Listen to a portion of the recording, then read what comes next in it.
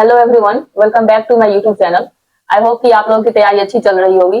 तो इस BPSC aspirant के जर्नी के सिलसिले में एक नई वीडियो मैं आप लोगों के सामने लाने वाली हूँ।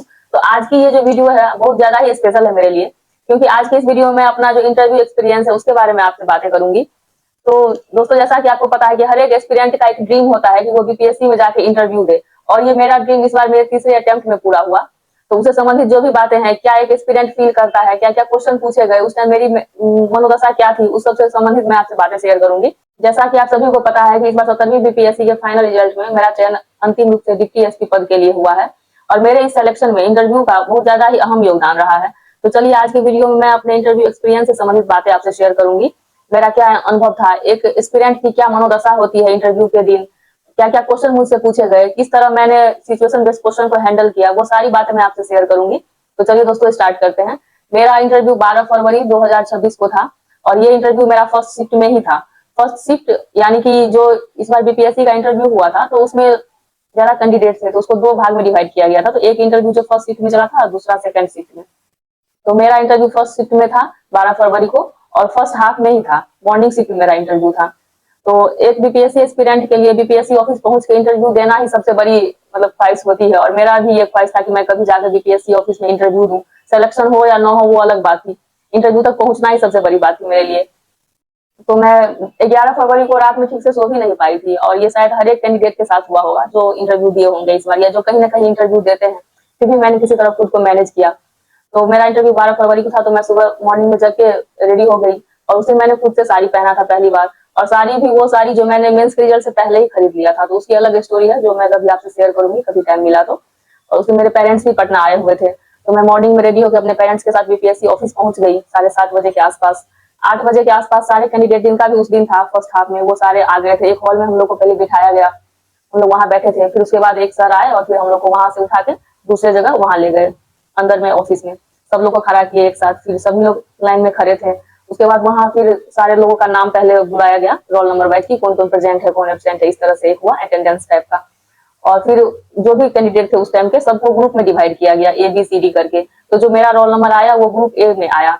तो फिर हमें फिर एक हॉल में बिठाया गया, जैसे ग्रुप ए को बिठाया गया, फिर ग्रुप बी को, ग्रुप सी को, ग्रुप डी को अलग में बिठाया गया, ऐसे करके। फिर वहां पे हमारा बायोमेट्रिक हुआ था, और हमें ठंड का मौसम था, तो उस टाइम बीपीएससी की तरफ से ही हमें चाय पीने को मिला।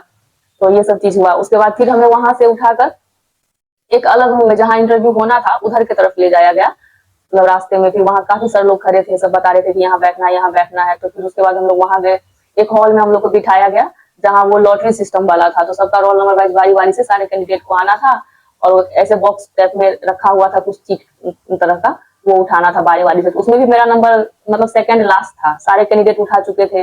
जो कैंडिडेट उठते थे और जिनका अगर कुछ आया बोर्ड का, तो वो स्क्रैच करते थे, और उसको उस बोर्ड का बना हुआ था कि सोन, महानंदा, बागमती, गंगा, ऐसे करके बना हुआ था उस हॉल में। और जहाँ लगा हुआ था वो, तो उसके सामने खड़े होकर कैंडिडेट का फोटो क्लिक करवाया जाता था। तो उसमें भी मेरा सबसे मतलब सेकंड लास्ट कैंडिडेट थी मैं उस राउंड की। तो फिर मेरा तो सबका ये था कि पता नहीं कौन सा बोर्ड आएगा, कौन सा। तो फिर जब मेरा नंबर आया तो मैं गई, तो मैं स्क्रेच की, तो फिर मेरा गंगा बोर्ड आया। फिर वहां पे एक मैम थी, तो उन्होंने बोला कि यहाँ पे सिग्नेचर कर दीजिए, ऐसे कुछ करके, तो वो मैंने किया था। फिर जो मेरा गंगा बोर्ड था, तो गंगा बोर्ड लिखा हुआ था पीछे दीवार पे, वहां खड़े होकर एडमिट कार्ड के साथ फोटो क्लिक करवाया गया। उसके बाद वहां से हम लोग को एक राउंड टेबल था उस बगल, उस हॉल के बगल में ही बहुत बड़ा सा राउंड टेबल था, उस पर सारे कैंडिडेट को बिठाया गया, बोर्ड वाइज की गंगा बोर्ड यहाँ बैठेंगे, सोन, ऐसे ऐसे करके बिठाया गया।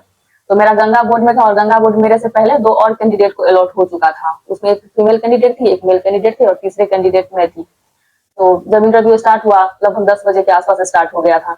तो फिर जो पहली कैंडिडेट थी मेरे हॉल की, वो गई थी पहले मेरे बोर्ड की। तो उनका लगभग 20-22 मिनट के आसपास चला था, और बाकी सारे बोर्ड के कैंडिडेट निकल गए थे, जो पहले पहले कैंडिडेट गए थे। और मेरे बोर्ड में वो जो मैम गई थी पहले, उनका हो ही रहा था। तो फिर जब वो निकल के आई, तो उसके बाद एक सर का होना था, उसके बाद मैं तीसरी कैंडिडेट थी उस हॉल में, उस बोर्ड में। तो फिर जब वो मैम आई, तो मैंने उनसे पूछा कि चेयरमैन कौन थे, क्योंकि मुझे ना ये था कि भाई मतलब मेरा दीप्ति मैम के बोर्ड में ना आए, क्योंकि मैं मतलब सब सारे जो भी बीपीएससी के मेंबर थे, जो भी इस बार चेयर कर रहे थे, उनके बारे में पहले बीपीएससी की वेबसाइट से जानकारी निकाली थी। तो उनके बारे में पता चला था कि दीप्ति मैम मतलब आईआर रिलेटेड ज्यादा क्वेश्चन पूछती है, और मेरा थोड़ा उसमें हाथ तंग था। तो मैं सोच रही थी कि भाई किसी के भी बोर्ड में आए, दीप्ति मैम का बोर्ड ना आए। तो फिर जैसे ही वो फीमेल कैंडिडेट आई, तो मैंने उनसे पूछा कि चेयरमैन कौन थे, मेल या फीमेल। तो उन्होंने बताया कि मेल। तो मुझे थोड़ा सा, मैंने राहत का सांस लिया कि चलो दीप्ति मैम तो नहीं होंगी, क्योंकि मुझे पता था कि दीप्ति मैम जिस भी बोर्ड में होती है तो वो चेयरमैन ही होती है।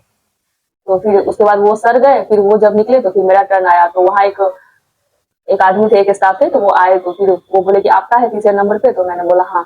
तो फिर बोले कि आके यहाँ खड़े हो जाइए गेट के पास। जो सेकंड कैंडिडेट निकलने वाले थे तो मुझे बोले कि आप यहाँ खड़े हो जाओ। तो मैं वहाँ खड़ी थी। फिर वो कैंडिडेट निकले तो फिर वो स्टाफ मुझे बताया कि आपको धीरे से दरवाजा खोलना है और अंदर जाना है और कुछ नहीं करना है। तो फिर जब वो निकले तो फिर पहले वो जो स्टाफ थे वो पहले अंदर एक बार झांके, मतलब सब लोग से परमिशन लिए कि क्या तीसरे कैंडिडेट को भेजना है या नहीं। तो फिर उन्होंने शायद कहा कि भेज दो ऐसे। तो फिर फिर वो बाहर निकल के आए और मुझे बोले कि आप गेट वो करके ओपन करके जा सकती हैं। तो मैंने हल्के से गेट को पुश किया और मैं कमिंग सर बोलते हुए इन किया। फिर वहाँ चेयर के पास खड़ी होकर सभी सभी लोगों को गुड मॉर्निंग बोली। तो सर बोले कि ठीक है आप बैठ जाओ। तो फिर मैं बैठते हुए मैंने थैंक यू कहा। तो मेरे जस्ट सामने एक ऐसे रेक्टेंगुलर चेयर था, जिससे मेरे सामने एक सर बैठे हुए थे जो चेयरमैन थे। उनके दाहिने साइड एक सर बैठे हुए थे और उनके बाएं साइड एक मैम और एक सर बैठे हुए थे। कुल मिला के 4 मेंबर थे और सर चेयरमैन सर के सामने मैं बैठी हुई थी एकदम अपोजिट में। तो उसके बाद फिर मेरा इंटरव्यू शुरू हुआ। तो पहले तो चेयरमैन सर ही स्टार्ट किए क्वेश्चन पूछना। सबसे पहले मुझसे ये पूछा गया कि आपका क्या मतलब ग्रेजुएशन में क्या सब्जेक्ट है, ऑप्शनल क्या है, ये पूछा गया। दोस्तों मैंने इससे संबंधित एक नोट्स मैंने अपने फोन में उस टाइम बना लिया था, इंटरव्यू देने गई थी उस टाइम भी, क्योंकि मैंने सोचा था कि बाद में कभी अगर इस तरह का मौका आया तो मैं अपने इंटरव्यू एक्सपीरियंस को इसमें लिख सकूं, ताकि जो भी कैंडिडेट है उनको बता सकूं। इस कारण से मैंने इसको लिख कर रखा था। सबसे पहला क्वेश्चन मुझसे ये पूछा गया था कि आपका ग्रेजुएशन का कौन सा सब्जेक्ट है। तो फिर मैंने बताया कि क्योंकि मैं जूलॉजी से ग्रेजुएशन की हूँ, तो मैंने बताया कि सर जूलॉजी। तो फिर सर ने कहा तो फिर ऑप्शनल भी वही होगा। तो फिर मैंने कहा नो सर। तो बोले तो फिर मैंने बताया कि सर इतिहास है मेरा ऑप्शनल। तो बोले अच्छा इतिहास है। तो फिर उसके बाद उन्होंने पूछा कि अभी आप क्या कर रही हैं। तो फिर मैंने बताया कि सर मैं as a sub inspector Bihar police में काम कर रही हूँ। तो उन्होंने कहा सब इंस्पेक्टर। तो मैंने कहा हाँ सर। तो फिर बोले अच्छा। तो फिर उन्होंने नेक्स्ट क्वेश्चन उनका था चेयरमैन सर का कि एज ए वुमेन क्या समस्या फेस करती हैं, कैसे इसको ठीक किया जा सकता है, ये क्वेश्चन मुझसे पूछा गया था। फिर मैंने बताया कि सर एज ए वुमेन मैंने क्या क्या समस्याएं देखी हैं ग्राउंड लेवल पे। तो फिर उनका नेक्स्ट क्वेश्चन ये था कि ये जो क्रिमिनल और पुलिस का गठजोड़ होता है इसको कैसे ठीक किया जा सकता है, ये उन्होंने पूछा। तो फिर मैंने उसका आंसर दिया। मैं दोस्तों आपको अगले वीडियो में बताऊंगी कि मेरे से जो जो क्वेश्चन पूछे थे उनका क्या क्या मैंने आंसर दिया था, जो मुझे याद है। उसके बाद उन्होंने उनका तीसरा क्वेश्चन ये था कि पोस्ट प्रिफरेंस क्या है। तो फिर मैंने बताया मेरा पहला बीएएस था, दूसरा बीपीएस और तीसरा था बिहार एजुकेशन सर्विस। तो मुझे लगा था कि हो सकता है क्रॉस क्वेश्चन पूछेंगे मेरे से, क्योंकि मैं पुलिस में पहले से ही हूँ और पुलिस बीपीएस को मैंने सेकंड पे रखा था, लेकिन उससे वहां से कोई भी क्रॉस क्वेश्चन नहीं आए। उसके बाद जो सर थे, सर के दाहिने तरफ बैठे हुए सर ने उनको इशारा किया कि आप पूछो सर। तो वो सर स्टार्ट किए। उन्होंने पूछा कि जूलॉजी से ग्रेजुएशन किया, फिर हिस्ट्री क्यों, मतलब दोनों में तो दूर दूर तक कोई रिलेशन नहीं है, तो क्यों स्विच किया। तो फिर मैंने आंसर किया। फिर उनका नेक्स्ट क्वेश्चन था डीपीआई से संबंधित, डिजिटल पब्लिक इंफ्रास्ट्रक्चर से संबंधित क्वेश्चन था उनका कि डीपीआई थाना स्तर पे कहाँ कहाँ काम करती है, कैसे मतलब पुलिस में कैसे डीपीआई का यूज हो रहा है, ये क्वेश्चन उनका था। तो फिर मैंने वो बताया था कि सर EFIR है, जो भी GOFIR है, ई प्रिजन, ये सब मैंने बताया था उनको। फिर उन्होंने हिस्ट्री से मुझसे एक क्वेश्चन पूछा था और उन्होंने पूछा था ये कि नालंदा कौन कौन आए थे विदेशी, ये बताओ आप। तो फिर मैंने वो बताया। दोस्तों मैं बता दूं कि मेरे इस इंटरव्यू के दौरान मेरा हिस्ट्री ऑप्शनल था, उससे बस एक क्वेश्चन, बस यही एक क्वेश्चन आया था जो ये सेकंड मेंबर थे उन्होंने पूछा था कि कौन कौन विदेशी नालंदा आए थे, बाकी एक भी हिस्ट्री का क्वेश्चन नहीं आया था। फिर सर ने पूछा कि मोदी जी 2035 तक डीकोलोनाइजेशन की बात कर रहे हैं, उन्होंने ऐसा 2035 ही क्यों बोला है, इस तरह का उन्होंने पूछा। तो सेकंड मेंबर ने मुझे ये सारे क्वेश्चन पूछे थे, इतने मुझे याद है जो मैंने इस नोट्स में लिख रखे हैं। उसके बाद सर के जो बाई तरफ दो मेंबर बैठे थे उनकी तरफ सर ने इशारा किया कि आप पूछो। एक लेडी मेंबर थी, उन्होंने मुझसे दो सिचुएशनल बेस्ड क्वेश्चन पूछे थे, जिसका मैंने सही सही जवाब दे दिया। तो मुझे लगा था उस टाइम कि हाँ ये किया जा सकता है, तो वो मैंने जवाब दे दिया था। वो मैं आज आपको बताऊंगी कभी नेक्स्ट वीडियो में क्या सिचुएशन बेस्ड क्वेश्चन मेरे सामने रखा गया था। उसके बाद उनके बगल में एक और सर बैठे हुए थे लेडी मेंबर के बगल में, तो उन्होंने फिर मुझसे क्वेश्चन पूछना स्टार्ट किया। और वो मेरा मतलब क्योंकि मैं पुलिस से थी तो BNS IPC इससे संबंधित मुझसे सारे क्वेश्चन पूछे गए। उनका एक इंटरेस्टिंग क्वेश्चन ये था कि ये जो BNS आया है IPC के बदले, ये तो वही बात है ना, ओल्ड वाइन इन न्यू बोतल, इस तरह का उनका क्वेश्चन था। तो ये सारे क्वेश्चन ही पूछे गए। फिर PT क्राइम से संबंधित जो कम्युनिटी सर्विस है उससे संबंधित बहुत सारे क्वेश्चन, FSL को आने में कितना टाइम लगता है, ये सब क्वेश्चन था मुझसे। उसके बाद इसी तरह का मतलब पुलिसिंग से रिलेटेड मुझसे क्वेश्चन पूछे गए थे ज्यादा उन सर के द्वारा। सबसे लास्ट क्वेश्चन उनका था कि ये भी जो पुलिस कंप्लेन अथॉरिटी बनी है उसके बारे में आपका क्या राय है, बिहार में कैसे काम कर रही है ये। तो दोस्तों अभी तक मैंने सारे क्वेश्चन के जवाब सही सही मतलब मुझे आ रहे थे तो मैंने बता दिया था। बस ये एक क्वेश्चन था जिसके बारे में मैं श्योर नहीं थी कि इसका क्या है, मतलब बिहार में पुलिस कंप्लेन अथॉरिटी बनी है या नहीं। तो मैंने बोला कि सॉरी सर मुझे पता नहीं है, मैं जाकर देख लूंगी। तो उसके बाद जो चेयरमैन सर थे तो उन्होंने कहा कि अरे जब बना ही नहीं है तो कहाँ से देख लोगी, और फिर सारे मेंबर मतलब स्माइल करने लगे, तो मुझे लगा कि चलो ठीक है। उसके बाद फिर चेयरमैन सर के पास चला गया क्वेश्चन, तो फिर उन्होंने पूछा कि अच्छा एज ए सब इंस्पेक्टर मतलब कितना केस डिस्पोजल तुम लोग को देना होता है, कैसे क्या है, तो वो सब फिर मैंने बताया था। उसके बाद फिर सर ने कहा कि आपका इंटरव्यू ओवर हो गया, अब आप जा सकती हैं। तो फिर मैं खड़ी हुई, सभी मेंबर को मैंने जय हिंद किया, उसके बाद फिर मैं निकल गई। तो दोस्तों ये था मेरा इंटरव्यू से संबंधित, ये सारे क्वेश्चन मुझे याद है, हालांकि और भी क्वेश्चन पूछे गए थे, और इसमें मेनली मुझे पुलिस से रिलेटेड ही क्वेश्चन पूछे गए थे, क्योंकि मेरा बैकग्राउंड पुलिस ही था, तो उससे ही संबंधित पूछे गए थे।